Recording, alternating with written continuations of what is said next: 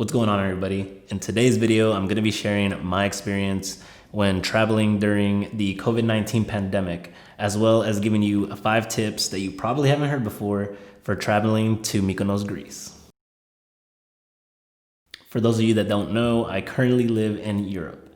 What was once the epicenter of this whole pandemic has quickly turned it around, and this has opened the doors to allow for leisure travel. I know some of my viewers may be from the States, and I know you guys probably, aren't allowed to do any international travel at this time, but we'll get through this, and I'm sure eventually you guys will be able to start traveling once again, and some of these tips may apply for when that time does come. So let's start off with my experience at the airport and during the flight itself. At the airport, we were required to wear our mask for the entire time, whether we were checking in our bags, going through the security check and boarding the plane. Once on the plane, for the duration of the flight, we were also required to wear the mask at all times. The only exception was, of course, when you were eating and or drinking something. One thing that airlines were also doing is that they weren't allowing people to take anything more than a backpack on board in the plane. Even if you had a carry-on luggage size, bag, they still had you check it in, and they just kept telling us that this was for safety reasons. Not really sure what that meant, but this did have something to do with COVID-19. One thing that was a little worrying was once we were on the plane, social distancing kind of went out the window.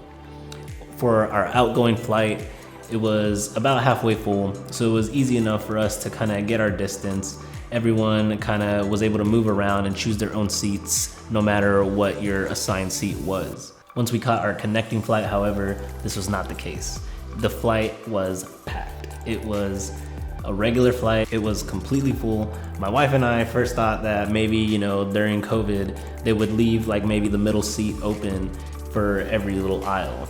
This wasn't the case. Everybody was packed in together, and although everyone was complying and wearing their masks, this did still raise a red flag. This brings me to my first tip, and that would be to do your research. I know it sounds simple, but especially now, you want to make sure you're really doing your research on the country or your destination. For example, the Greek government actually required everyone coming into the country to fill out an online form prior to arriving to the country. Once you finished filling out this online form, you got a QR code about 24 hours prior to your trip, and this QR code you had to present to the customs agents. The online form was fairly simple. All it was asking where you live, what your destination is, and exactly where you're going to be staying in that destination, as well as asking you questions such as, have you been in contact with anyone with COVID-19? Are you displaying any symptoms?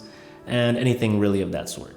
One thing that was a little scary, not really sure why, it just kind of gets, at least me, kind of gets my nerves going whenever, I get picked out of a group. But what the customs agents were doing is, as the passengers were coming into the airport, they would pull a select few and actually give them a COVID-19 test on the spot. So you've made it to Mykonos, you found your Airbnb, you're all settled in.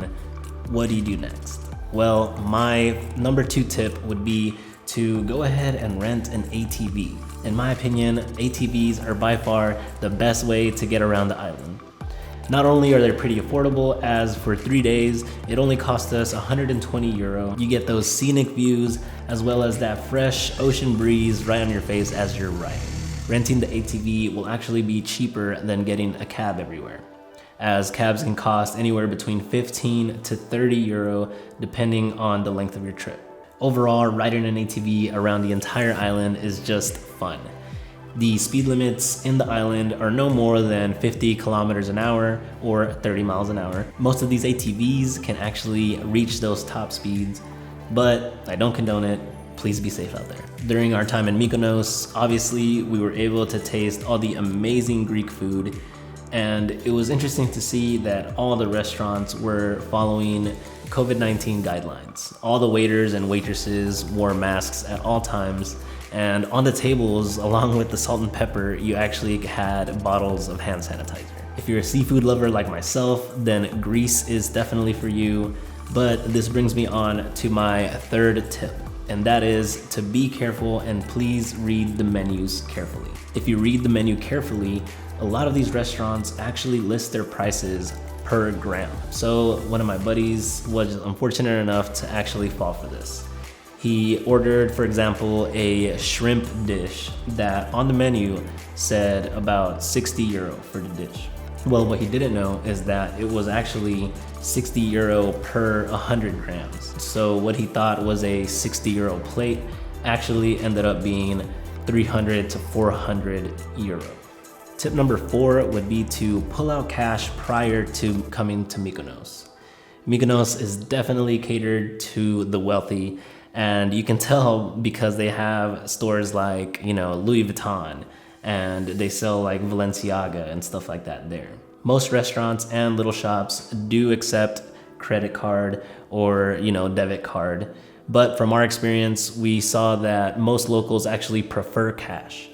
A lot of the stores actually would give you discounts if you purchased their goods with cash as opposed to card. If you don't have any cash, there are ATMs all over Old Town, but this is a bad idea as the exchange rates are ridiculous. My wife at one point pulled out 200 euro and these ATMs converted it to $275. That exchange rate is outrageous. There are certain ATMs that do allow you to use your personal bank's exchange rate, but there aren't many to be found. My 5th and final tip is kind of a silly one, but it will definitely help you out. And that is to pre-game if you don't already. Over the past 2 times that my wife and I have visited Mykonos, we come to have noticed that most of the island's drinks are pretty weak. And believe me, you guys, I definitely do not have a high alcohol tolerance, so that is a heavy statement coming from me. If you order a margarita, for example, don't get me wrong, it'll be delicious, but you can hardly taste the liquor in it.